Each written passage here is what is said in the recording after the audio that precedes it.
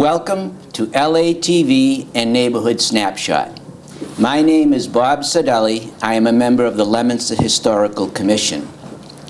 Our program today is the third installment of what has developed into a trilogy of programs because our featured guest, Joseph A. Goodhue Jr., has lived such an interesting life. A note to the LATV audience: every one of you out there in the audience has had a life filled with many interesting things. But Joe has done so many things and has been a lifelong resident of Leominster and has lived a life of many accomplishments filled with family, friendship, hard work, loyalty, inventiveness, and fun. And just prior to our going on starting the interview and speaking to Joe, Joe made the point that it's family that is so important in a person's life. And in a moment, I am going to explain to the LATV audience why Joe Goodhue, a great guy, and he's been on the program before with some other Leominster businessmen, and he had a very conservative suit on. And then in the prior two installments, Joe was dressed conservatively, and in a few moments he's going to explain his flamboyant coat. But Joe, what was your comment about family? That's so important. Family is so important, and frankly, my family is a good example of it. My older brother got a scholarship to MIT, Edison Scholarship. One from each state. I'm in the middle, and I got a few brains, but my brother didn't get as many as I did, my younger brother. And he, through my mother, which is so important, figured she had to teach him something. So she taught him how to paint. He became an artist, and a very successful one, and had his own business.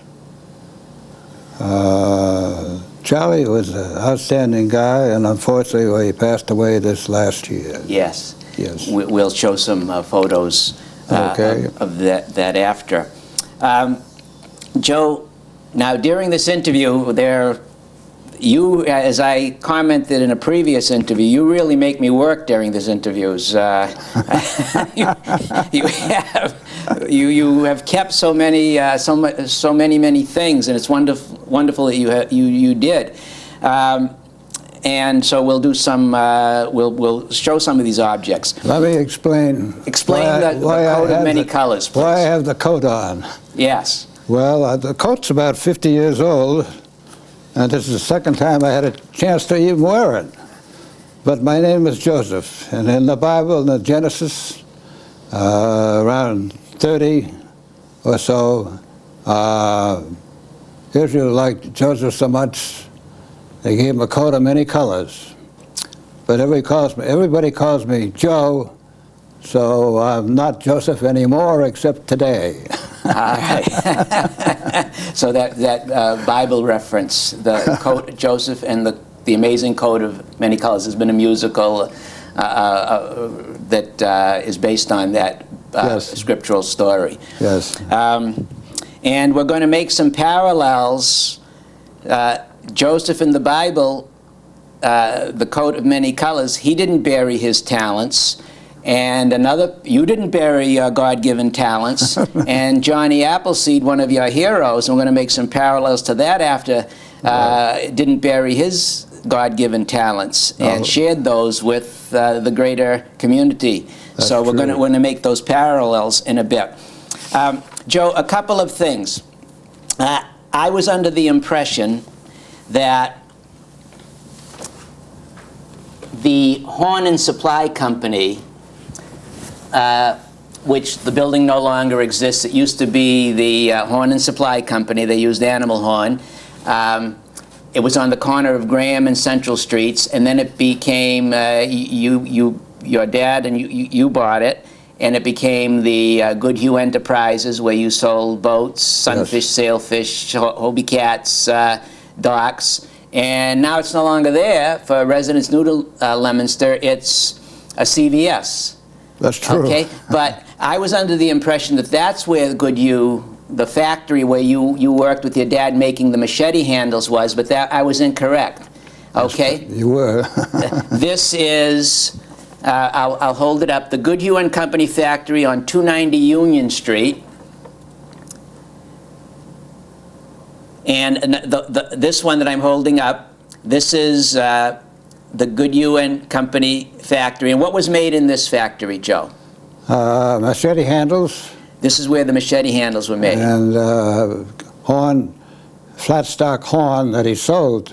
Animal horn. The flat stock to Horn Supply. Horn and Supply. That's where it tied in. Yes. Okay, and then the next picture, which we want to put up, is the Goodhue Company on, here it is on the monitor, and that building was on Coburn Street, and then I guess it became Brito Sheet Metal, and now it's been demolished, and there are condos or apartments there on Coburn Street. Yeah. Okay, so we wanted to correct that, and a couple of other things that we didn't get to talk to in the last interview. Joe, you figuratively and literally made a lot of dough in your life. All right, I am sitting with a pioneer, really, and this is very serious to the audience.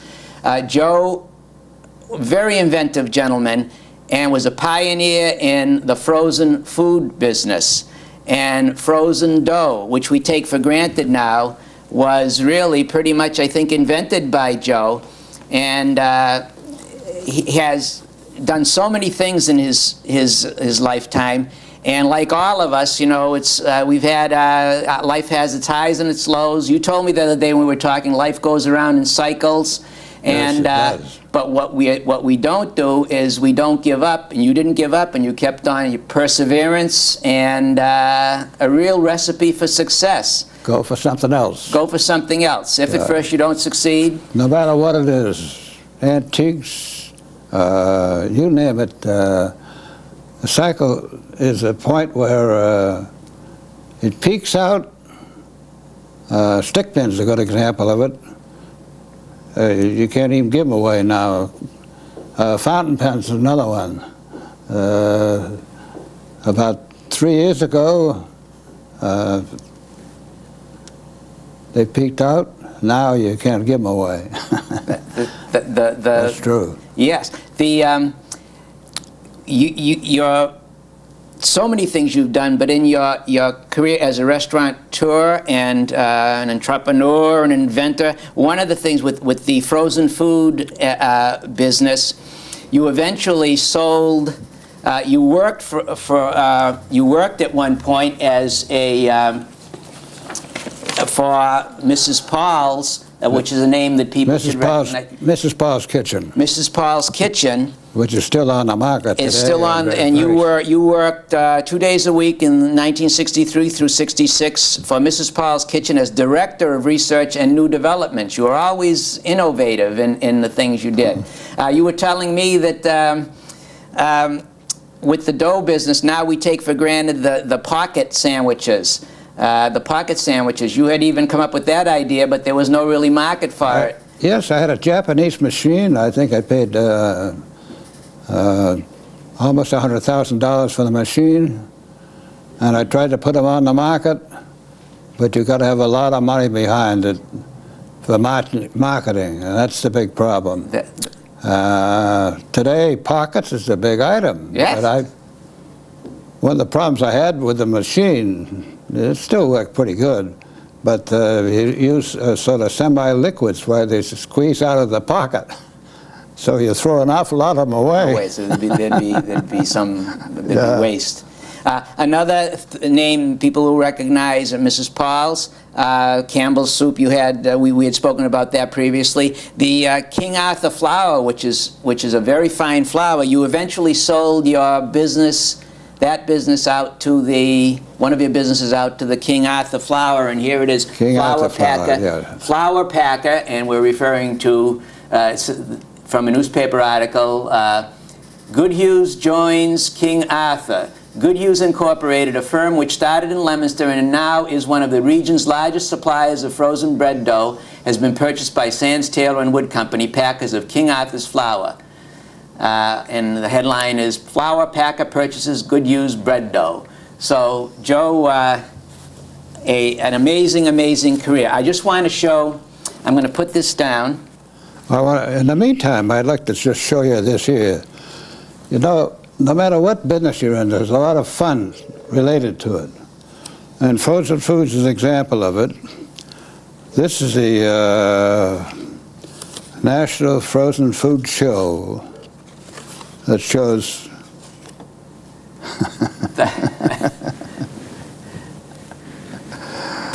Joe, and we have a lot of fun as well as hard work to get where you get. I want to show this. Now, here's Joe. Now, I want to show this. Oh, you showed that once. I know, but I just want to show. This is the kid. Way back in, Joe was born in 1914. And Joe, you're going to be how old?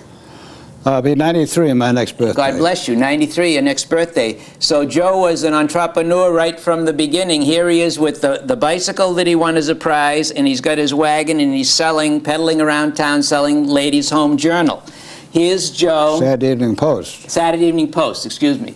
Also. And, Ladies' Home Journal and the Saturday Evening Post. There are three of them. Three of them. Yeah, there's the Ladies' Home Journal, the Country Gentleman, and the Saturday Evening Post. And I like the Saturday Evening Post because Norman Rockwell's on the cover of most of them. And you were a fan of Norman Rockwell, I know. I loved him. This is Joe, his high school graduation picture. Joseph A. Goodhue, Jr., class of 1933. Good-looking guy. Still are, Joe. There he is. All right. And here is Joe and his wife Kathleen. Okay, and I am going to, let me put these over here. I'm going to refer to this now. This is a menu from Goodhue's restaurant, and the reason I'm referring to it is not only because of the restaurant, but because of this symbol of Johnny Appleseed. Right here in the corner, and just bring it forward a little bit on the mic. Okay. This is the Goodhue's restaurant, and Joe had mentioned that, and we'll refer to Johnny Appleseed, that reference in a bit. But Joe, you operated for years with your mom and a very, very well-known restaurant in Leominster, Goodhue's Restaurant. And you had mentioned to me that at that time, when Goodhue's was going, there were two other, Monty's Garden, which is shortly to be no longer there. It's going to be taken over by Walgreens. We hope it will relocate someplace else. And the Boston. Monty's Garden. And Boston, BC, the Boston Confectioners, that restaurant. And there may be an upcoming interview with some of the people from the BC. And there were some other restaurants probably in the outer areas of Leominster. There were lots of diners, but downtown, I guess it was Goodhue's, Monty's Garden, and the BC. That's it. And many of you in the audience of a certain era have fond memories of the BC and Monty's Garden still presently, and Goodhue's Restaurant. So I'm going to go back to that after. I'm going to put that over here. Joe wanted me to emphasize in this interview the family aspect of his life, how important family is, and a lot of his other interesting activities.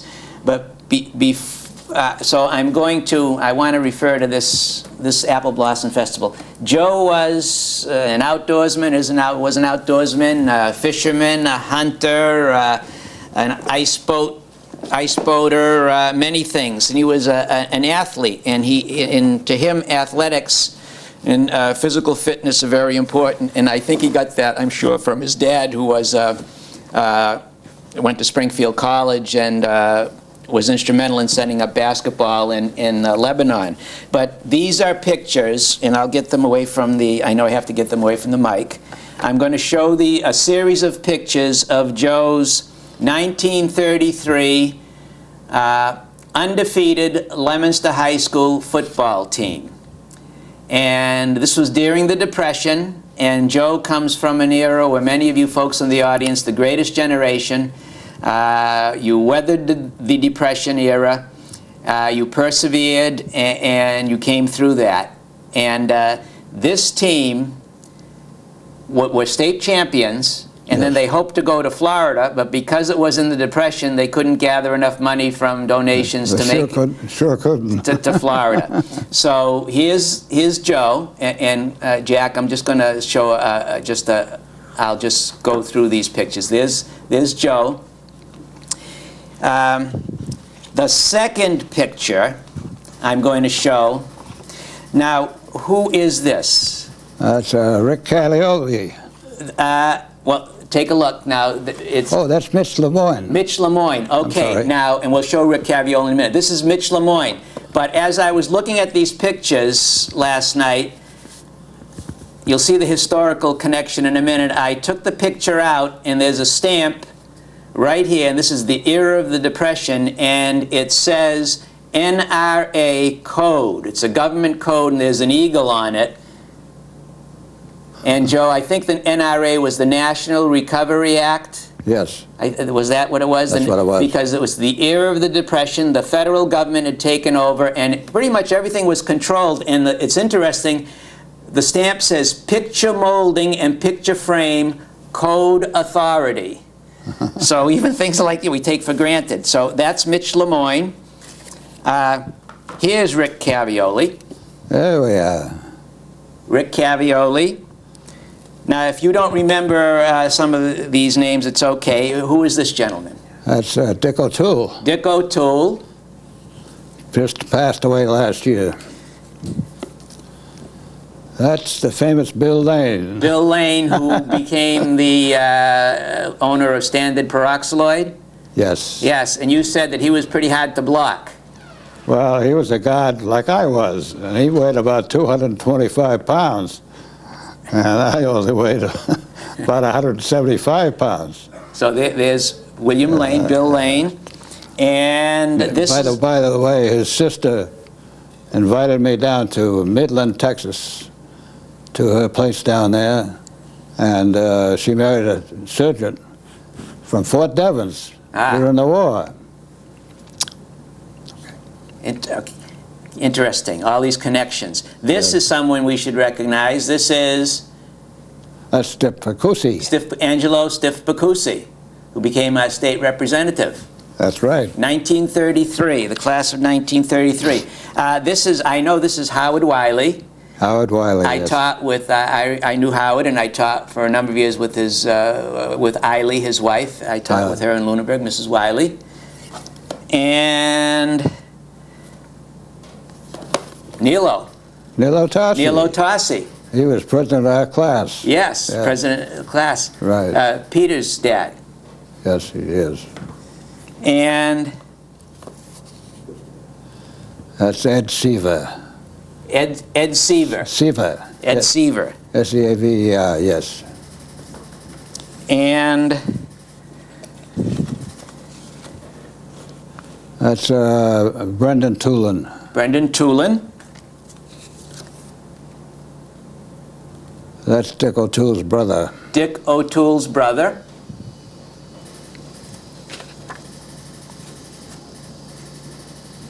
His name is Wilson. Wilson. Wilson. His father's president of the bank. Ah. Way back then. I don't know who that is. Okay. Can't see that well. That's La Chapelle. Mr. La Chapelle. La Chapelle, yeah.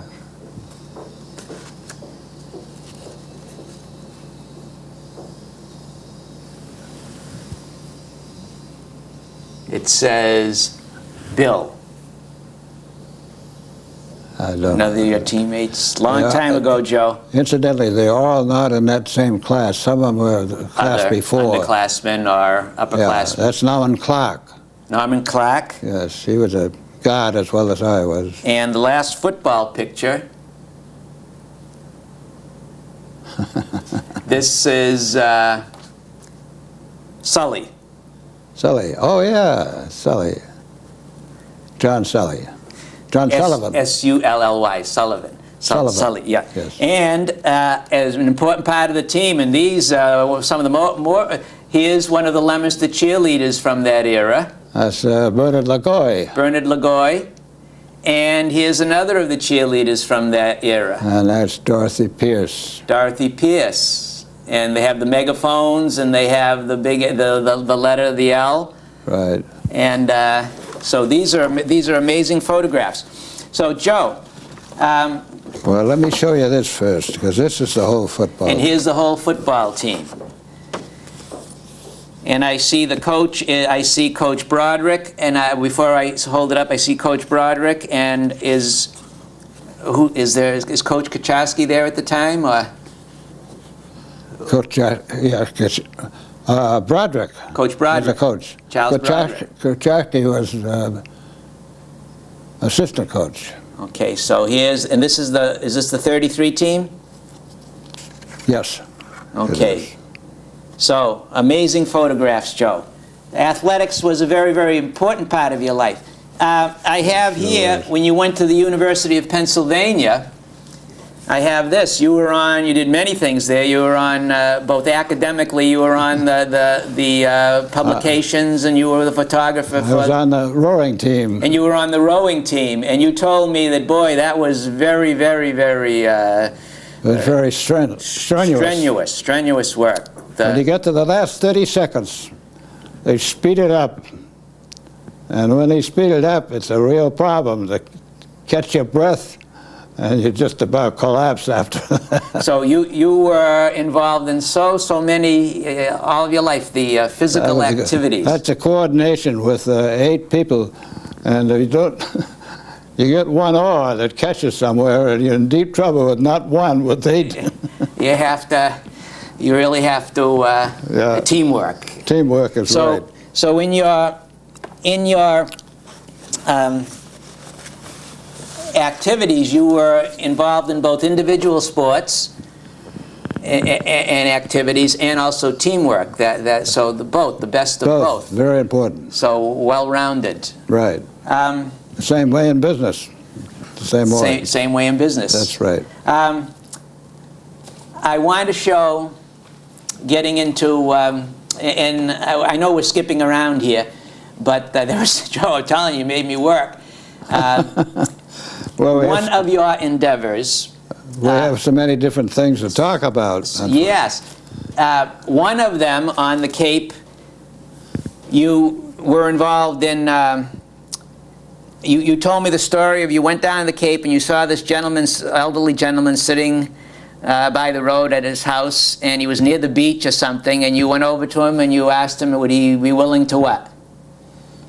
Yeah, he was probably 85 years old and sitting in a rocking chair, and probably had his breakfast with a bottle.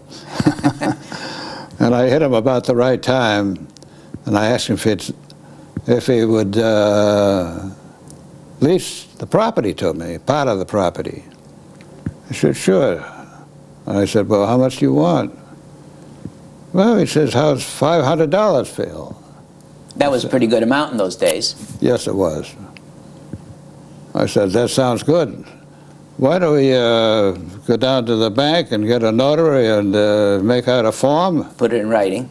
In writing, so that at least I can be sure of the property? Sure, why not? Let's go. And so you leased that property for 10 years. 10 years. And the beach property, what did you do with it? You just didn't go and put a blanket out and enjoy the water. What did you do with that property? I bought 2 prefab garages, and for storage of some of my boats. A lot of them I couldn't put in there. And I had more or less an office in there. And we started selling sunfish, sailfish. Sailfish were on the way out, it's just a flat deck. But the sunfish has a small well so that you can sail nicely. And I think I was probably instrumental in any number of people learning how to sail. So you had a number of places on the Cape that expanded Yes. to a number of places. You had a number of sites on the Cape where you had what? I had 15 locations on Cape Cod. Where you had people On the beaches. On the And beaches. would you believe trying to get to a beach today? They're with a boat? restricted. But in those days you could, and you had people teaching people how to sail. Yes. And through that you were selling They the were college students college that students. operated the different locations. So that was a business that panned out on the Cape. That's right. But you had another one that flopped because you got into trampolines. Yes. And they were dug into the ground and they were level with the ground. 3 feet deep into the ground and padding on the trampolines. And And it was put up by Nissan, and Nissan was and still is today, I believe, in business. But trampolines are dangerous unless they're properly... it's a dangerous piece of apparatus. And what happened that got you out of that business? If you don't bounce right in the center, you're in deep trouble. And if you don't have spotters and things? That's where you have to bounce. I operated, excuse me, up in Laconia for 1 year. Unfortunately, somebody came on and used a trampoline. There was a bleeder. Had the bleeding disease. Bled to death about a week later. So the insurance company canceled the insurance on me. So, but I had the traffic stopped all the way from center of Laconia to the Weirs, which is about 3 to 5 miles. And everybody watching, the people going up and down. I couldn't figure out what was going on. about. All these people bouncing up and down. And Right. when we were setting up for this interview, it may be that Carl bounced on one of your trampolines when he was a kid. Possibly. I know a woman by the name of Grace Bahia bounced on it, and she wrote a book on the area up there. Joe, I'm jumping around a little bit. One of your many endeavors, you were a part of the business community in Leominster, and we have now the very active Shoalin part of Leominster, the Shoalin Apple Orchard, which is, thank God, it's an orchard and it's preserved and Which is wonderful. It really is. Yes. And they produce apples. Well, this is from May 8th through 16th, 1948. This is the 9th annual Neshoba, for the whole Neshoba region, Apple Blossom Festival. And this is the catalog for it. And there used to be, every year in the spring, an Apple Blossom Festival. Now, the Shoalin Farms, they have the apple orchard, the apple blossom time, Right. and they also have fall activities and during, seasonal activities. But what is fascinating about this is here we are in 2006, and there's one working apple orchard in Leominster, Shoalin Farms. I want to read just the list. This says, and this was put out for the whole region, but this page says, "Welcome to Leominster. Compliments of the Leominster apple growers, descendants of Johnny Appleseed." And I'm going to read this. I'll just, Kyle, we don't, Jack, I'm just going to read these names. These are the apple growers in 1948 in Leominster. Just going to quickly read through a list of names, and some of the folks in the audience will recognize. These are people who grew apples. Andrew F. Anderson, Leon Bouchain, Chester B. Blodgett, I recognize that name, Lloyd Colcord, Herbert Crawley, Crescent Farms, Derby Farms, Fitzgerald Fruit Farm, Clifford L. Gove, we still have the Gove Farm, Lester H. Gove, Harris Fruit Farm, Sidney L. Harris, Harvey Brothers, Harvie, Joslyn Hill Farms Incorporated, Justice Hill Farm, W.A. Lawrence Farm, Eno J. Ovaska, Fred A. Rogers, Shoalin Farms, Stockwell Farm, Archie H. Tuttle, Wass Farm, Willard Fruit Farm, and C.R. Williams. The point being that in 1948 there were many apple growers in Leominster. That's right. And the region, and today not too many. Very not few. Too many. Very few. Many of the apples now come Right. from even Japan. overseas. Now you have a picture of the girls there? Yes, every year used to be a great festival, and they used to have, I guess, the Apple Blossom Queen, and these are some of the ladies. Let me tell you about it. Each town picked somebody as their queen, and they all came to Leominster, and we finally picked out the winner. And we had a dance set up for the queen and all the attendants. And we made a good week out of it, and it was wonderful. As a kid, I remember one of my early memories is at the time, I love apple blossoms, and I remember, I think the superintendent of schools was William B. Appleton, so I made some connection there. I was a little kid and, in springtime and everything. So I love that.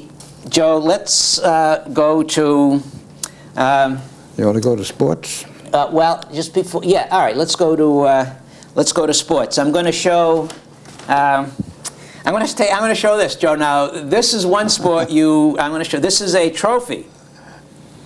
That's what it is. It's the something annual outing, Blue Hill Country Club 1978 Suppliers Award. Wait till next year award.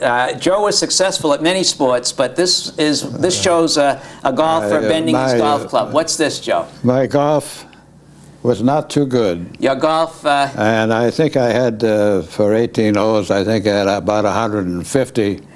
Could be 170, I'm not sure. So I lost count. So you got the Wait Till Next Year award. So that was one... I gave up golf. You gave up golf.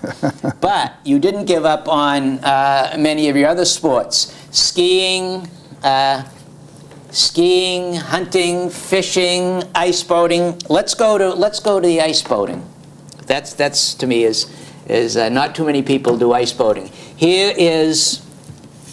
Here's a picture from Life magazine, the cover of Life magazine in 1962, and it shows ice boaters zooming along a frozen lake, and that is not Joe on the cover of Life magazine. But it's a wonderful sport. You go over 100 miles an hour, and you have to be sure the ice is right. We check the ice out before we even go out and put the areas. Let me see.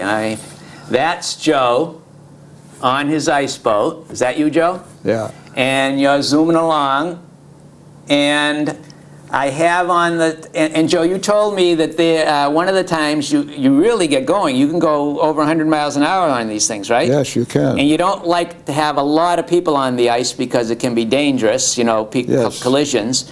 And not many skiers either. And not too many, no. And we can go faster than they can go. And you said that one time you lost your ice boat, you had to bail out. And you went. Tell us briefly about that. You bailed out. This is a tool that all ice boaters use. This, you know, all your little kids, when they go out in the wintertime, they have a mitten. Well, we have something a little bit different. They hang a mitten around it. Yeah. It goes right through here and out the other side, and this is the pick, so they pull you out of the ice. That's the only thing that'll save you. Unless somebody's handy to save you. To save you. And the time you bailed out of your ice boat, you got out and it kept going, and you went after it the next day?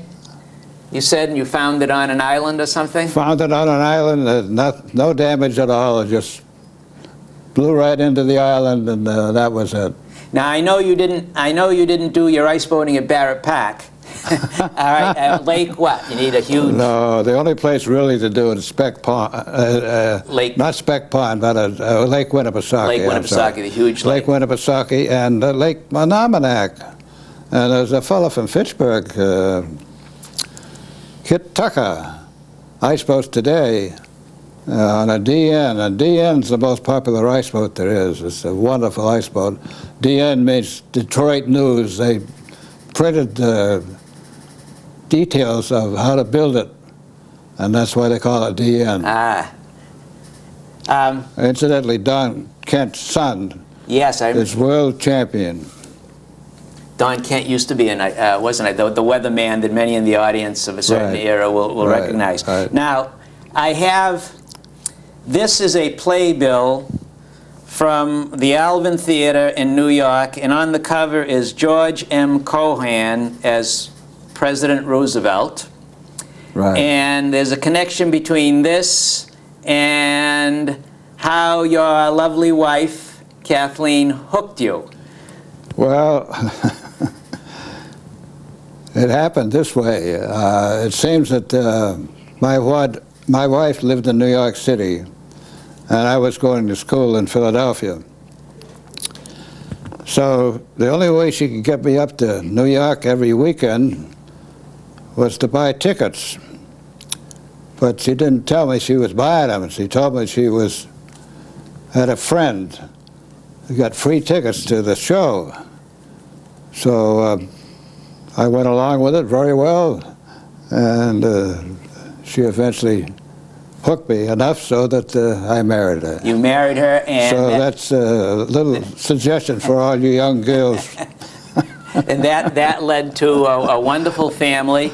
And I'm going to hold this picture up. These are your two daughters. Yeah, Linda, Penny, and my granddaughter. And that's your granddaughter. Yes. What's her name? Laura. Laura. So Linda, Penny, and your granddaughter Laura, and you have grandchildren, and you Yes. have great-grandchildren. Yes, I do now. And Yeah. for the first boy Ah. in 3 generations. So again, that idea that family ties are so important to you, Joe. Yes. We don't want to forget the nieces and nephews. And here's a nephew. You had mentioned.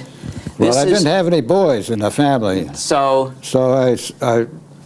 this gentleman here, this is your brother Chip Goodhue. Chip Goodhue. He loves to fish, he loves to hunt, and he's an outdoor man.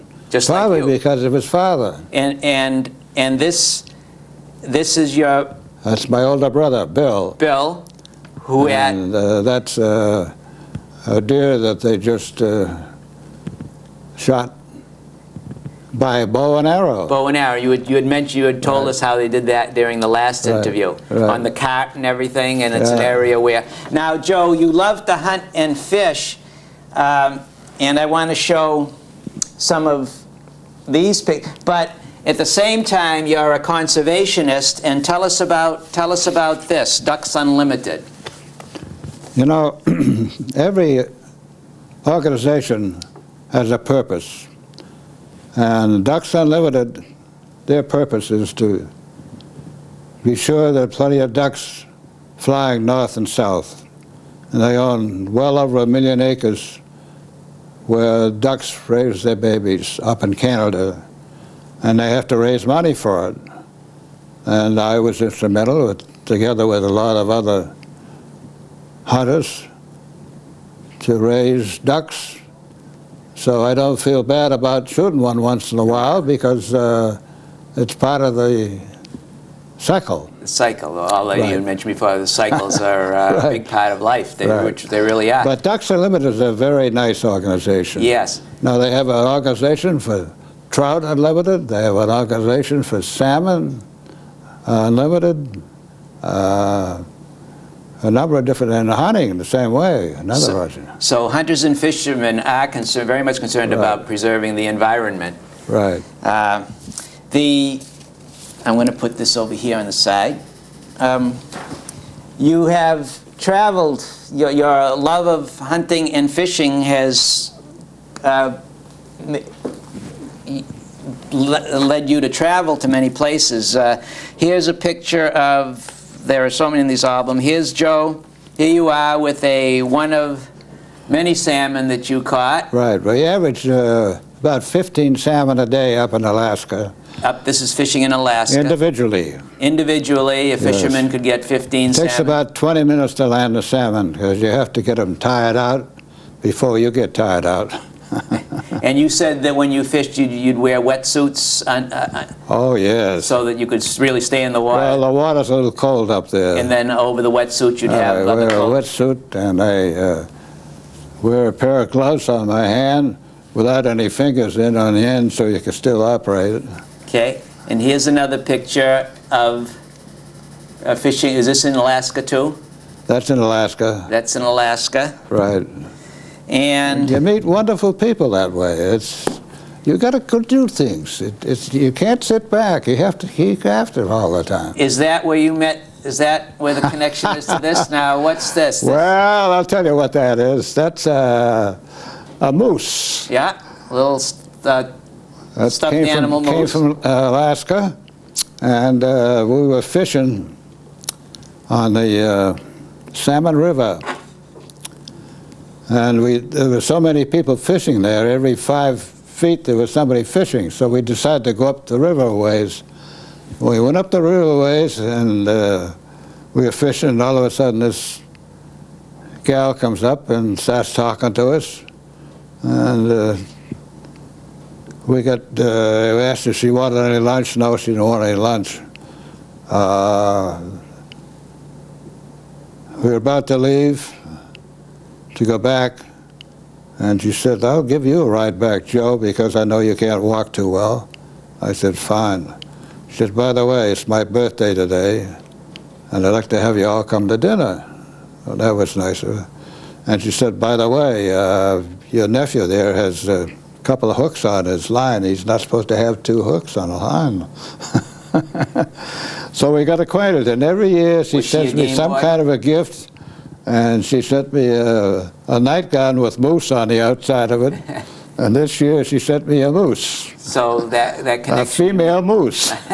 Was she a game warden or something? Or? Yeah, she's the game warden was a up game there. warden? Yes. All right, so you made a friend up there too. Wonderful. Joe, where else have you gone now? I see an iceberg in this picture. Where are some of the other places you? That's your fishing is taken? that particular picture's up in Baffin Islands. Our association is such that each year you buy trips, and they're donated by the people that own the lodge or whatever it may be, and we buy them at a price.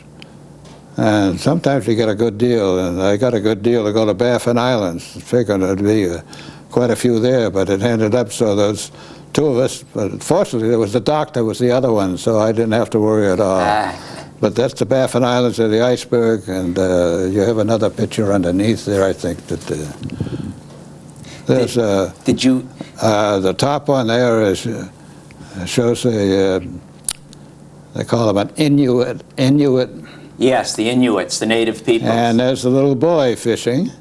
Yeah. And the bottom one is, we snuck up on, you can only fish about 3 or 4 hours a day, so we had something to do, so we climbed the mountain and went over the cliff and saw these baby falcons in the nest. 3 of them. And my friends stayed up there waving a flag so that the mother didn't come by. Attack and swoop down. Right. Joe, fishing in Iceland too? Yes, I fished in Iceland. That's Is this? Well, they're from different places. let me hold on. Just one picture of Iceland. Okay. We got a lot of pictures here. Oh, there's so many. So many. This is Iceland up here, Okay. and this is the plane. That's the wetsuit I wore, and this one here Yeah. is Alaska, Who's that? and you can see the bears. And they had a little platform up there where you stood, and the bears don't bother you as long as they get salmon to get, And there's one of the and salmon. that's the main thing. So all that's these their dinner. adventures. That's a beautiful, boy, the territory there. Right. Joe, let me put these over here. you made a point of bringing this oversized picture of a United States dollar, and you said everything goes in cycles. And except money. What's the significance of this? You know, if you bought an insurance policy back in 1930, it'd be worth about that much today unless they went into other stocks and so forth. Those are today's pennies. And they're really tiny. These little teeny tiny pennies. So the value of money has really gone down. Even though, you know, wages are higher today, but the value of that's true. And if we look, and I'll just give you an example of that, and that'll bring us to Johnny Appleseed nearing the end of the interview. The Goodhue is the Goodhue menu. And just as an example, sliced steak platter. I'm going to read one thing from the menu. Juicy slices of tender meat on pieces of toast covered with melted butter and served with coleslaw and French fried potatoes, $1.75. Milkshake, Pretty hard 20 to beat. cents. So how things have changed. Yes. I see this Johnny Appleseed logo on here, and it's the Folklore Johnny Appleseed. I need my notes. Oh, by the way, speaking of fishing, let's just show this while we're here. Here are the flies, some of the flies Joe used. And are these all hand-tied? We don't fish by worms, we fish by flies. And they have to check what kind of a fly is the trout are eating to be sure that they may grab the line. So you were a real fisherman, a real practiced fisherman. Well, it's a sport. It's a sport that you enjoy, and it's a challenge. And here are some other. These flies are really. Those flies are used mostly in Alaska. Salmon. Salmon, right? For salmon. The Goodhue menu with the Johnny Appleseed logo. And I have to take this out. Yes, that's Melody Time. Back in 1947, right after the war, Disney put out Melody Time with Johnny Appleseed as one of the films. And Johnny Appleseed, we really promoted it because of that. If you wish to get a copy of that, all you have to do is call Disney in Hollywood, California, and tell them what you want. And I think it's around $20, so you can get the complete set. And it's really wonderful. I watched the whole DVD yesterday, and it really is beautiful. They have a number of stories, folklore stories, and others set to music. But the Johnny Appleseed one, the connection I made, the parallels, and I want to refer to my notes. And I remember seeing that, the legend of the folk hero Johnny Appleseed when I was a kid and later, and it was the Disney version. Johnny Appleseed John Chapman was actually born in Leominster. Yes. It's been documented. And he is someone who did not bury his talents. He went and he, as a pioneer, really, he was a very sharp businessman. And you know, the cartoon version, he has a pot in his head and so on, but he was a sharp businessman, a very good man, apparently, as you are. And he was a nurseryman, and he planted apple seeds. And I see the parallel between you and Johnny Appleseed. You were born in Leominster, you've lived in Leominster all your life, but you too have shared your talents with the greater world. A couple of the things, he planted apples which were so important as a staple product for the pioneers. The cider and the many other things that were made from apples. It was very important for their survival, apples. And you were a pioneer by, in the frozen food business, spreading another staple, dough. Dough. So there's a parallel there. In the version, and Dennis Day sings the tune, and Dennis Day, with that name, that singer will be recognized by a number of people in the audience. There's a line in the song that goes something like this, in the legend of Johnny Appleseed. The Lord's been good to me. I thank the Lord for giving me the things I need, the sun, the rain, and the apple seed. And Joe, the Lord's been good to you. Sure Okay, you've been blessed. As I said, the parallels to Johnny Appleseed, John Chapman, born in Leominster, Joseph Goodhue, born in Leominster, both blessed with God-given talents. Both of them used those talents. Both were pioneers. Both were pioneers. So just as everybody in the audience has their own interesting story to tell, Joe, you've done so many things that your story has taken 3 episodes. Now, nearing the very end of this interview, I want to just say a couple of other things. We want to make sure. I want to talk about Reed. The William Reed Company. All right. Now, Joe, just give a little synopsis of who was William F. Reed and what did he... William Reed had the largest toy factory in the world. The largest toy factory in the world in Leominster. Right here in Leominster. And he had, I think he had 55 patents on different kinds of toys. And he competed with Germany and Japan and so forth on some of the toys. And they had a problem tariff-wise. Tariffs. Tariffs. Yeah, from other countries. Right. This is okay. This is the original, the world's educator and game. This is from the Wit, Wisdom, and Wonder 10-in-1. It's manufactured by W.S. Reed and Company, Leominster, Mass., made in USA, and it's from that era, and it's a great game.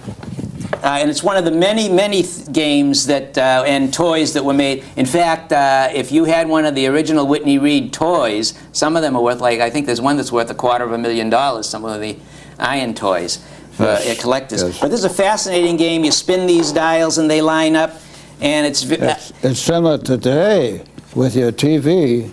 They're asking the same questions. Yeah, it's... Probably some of the same questions are in there. But at the time, what I found, one of the things I found interesting, the 7 wonders of the, new wonders of the world, when this game was published: wireless. That was new. Telephone, aeroplane, A-E-R-O-plane, radium, antiseptics and antitoxins, spectrum analysis, and X-ray. These were new things when this game was published. So many, you could do a whole show on the Whitney Reed Company. Joe, there was a disaster. It sure was. It was a huge, huge company, and what happened? This is one of the buildings of the... One of the buildings that burned down. Burned down. And that building actually is still standing today. The brick is, the inside was gutted, but still standing today. Did some of the other buildings of the factory? Not many left. And this is Whitney Reed Fire.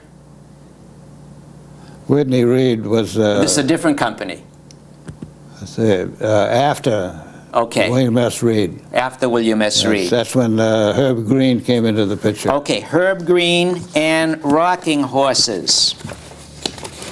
Now, very quickly, Joe, what's this picture?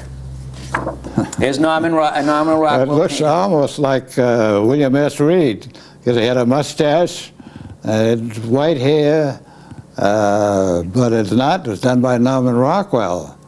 But the rocking horses was one of the big items that William Reed produced to start with, and Herb Green took over after William Reed retired. Okay. And Joe, what is this, just as we conclude? That's one of William Reed's special designs, only one of a kind. And how he did it, I'll never know, but it's a music box. Music box. And it plays a tune, plays more than one. It's coin operated. And if you see in the bottom right down here, all those little pins are designed with, and I can't show the back because we don't have a picture of it. But those pins hit the glass through a string going up to the glass. And they make the tone. And it plays a tune.